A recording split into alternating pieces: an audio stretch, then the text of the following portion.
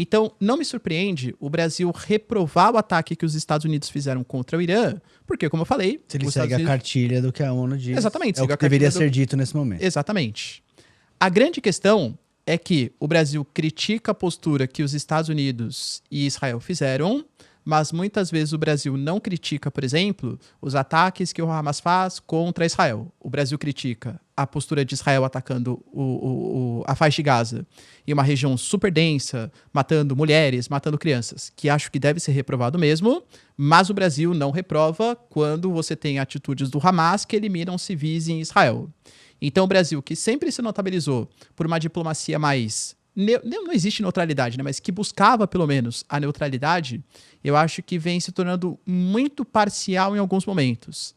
Mais uma vez, não exatamente porque está condenando os ataques de Israel e dos Estados Unidos, porque eu acho que, se não respeitou a Carta da ONU, deve ser condenado. O Brasil respeita o direito internacional. Mas por não... são dois pesos, duas medidas. Sim. Quando é um dos lados, condena... Quando é um dos lados, parece que nada aconteceu. Ou não cita o nome do país, ou faz uma notinha muito breve. Você vê que tem dois pesos, duas medidas. Eu acho que isso compromete a postura diplomática brasileira.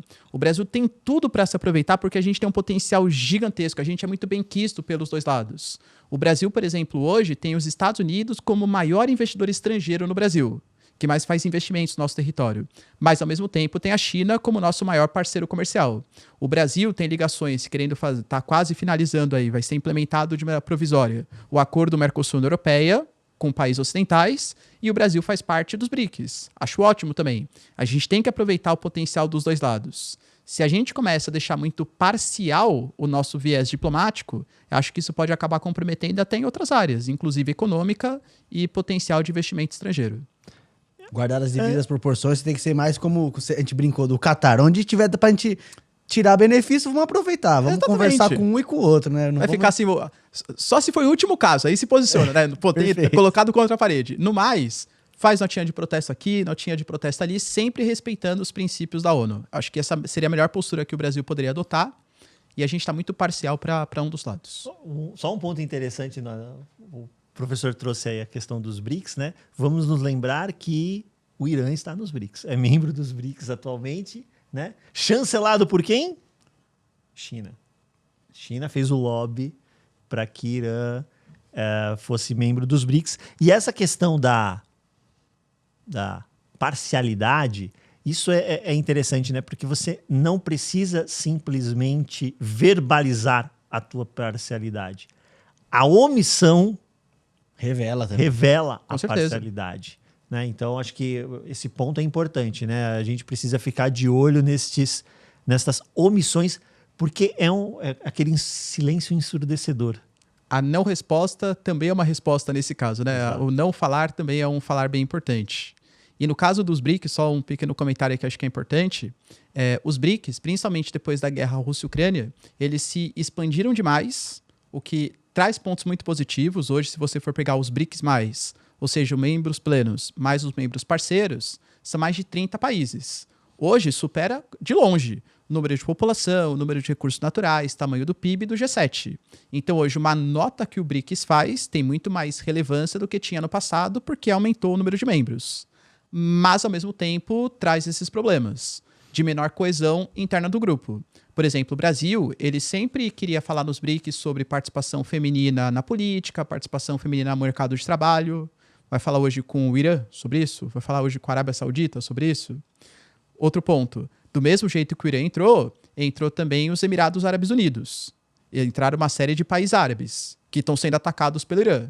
E aí, qual vai ser o posicionamento que os BRICS vai ter? Criticar o ataque contra o Irã ou criticar o ataque contra os países árabes feitos pelo Irã? Quanto mais membros, mais peso você ganha, mais perde coesão do grupo também. Faz sentido. Inclusive, aproveitando esse ponto que você trouxe agora, nessa retaliação iraniana que visou, né, os países árabes ali, especialmente parceiros, por óbvio, de Estados Unidos e Israel, eu queria a tua visão mais detalhada de como você viu essa retaliação do ponto de vista dos alvos que foram escolhidos. Né? Por quê? Porque todos os países têm, né, que foram alvejados, têm bases militares dos Estados Unidos. Mas não necessariamente os alvos foram somente as bases militares. Como é que você enxerga? Então, a justificativa do Irã é que eles só atacaram bases militares, mas como algumas bases foram esvaziadas, alguns hotéis, alguns estabelecimentos, é difícil acreditar porque um aeroporto foi atacado também, convenhamos, né? O aeroporto não estava servindo como base militar naquele momento.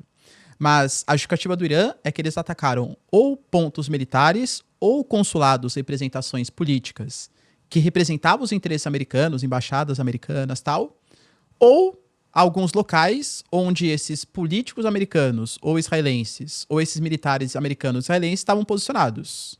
Justificativa do Irã. Como eu falei, é muito difícil você acreditar nisso. A gente teve, por exemplo, um ataque que foi feito contra o Azerbaijão, contra o aeroporto também do Azerbaijão. E o Azerbaijão já falou, a gente tem o direito de resposta porque uma infraestrutura nossa foi atacada. Teve um míssil que foi interceptado pela Turquia. Olha a confusão que isso pode gerar, porque a Turquia é um membro da OTAN. Se o Irã está atacando a Turquia poderia utilizar o artigo 4º, que é convocar uma reunião para, enfim, compartilhar as informações, ou até o artigo 5º da Constituição da OTAN, que convoca os outros países a fazer uma defesa conjunta contra aquele membro que atacou um país da OTAN, ou seja, contra o Irã. Então poderia envolver até uma guerra da Turquia e da OTAN contra o Irã. Eu vejo isso muito mais como um atentado para mobilizar a sociedade civil desses países. Por que a gente está envolvido nisso aqui? Culpa de Israel e culpa dos Estados Unidos que fizeram essa agressão. Então vamos pressionar o Emirados Árabes Unidos ou o Kuwait. Se você observa, o número de ataques, acho que eu já até falei sobre isso, né, de mísseis e drones que o Irã utilizou contra os países árabes foi muito maior do que contra Israel. Ou seja, os países árabes foram mais atacados pelo Irã do que Israel foi atacado pelo Irã. Claro que tem a questão da distância geográfica. Atacar Israel é muito mais difícil porque está muito mais longe do Irã. O Irã não dispõe de tantos mísseis de longo alcance como dispõe dos mísseis de curto alcance. Mas acho que não é só pela capacidade bélica. É quase uma mensagem também. Ô, países árabes, acorda aí, ó. Se vocês não começarem a pressionar para que Israel e Estados Unidos parem de atacar o meu território, eu vou continuar atacando vocês. Eu alego que é só posições militares. Mas também estou atacando posições civis aqui, ó. Aeroportos, infraestruturas. Hotéis de luxo. Então. No caso do Azerbaijão, uma escola, por exemplo, acabou sendo alvo de um ataque.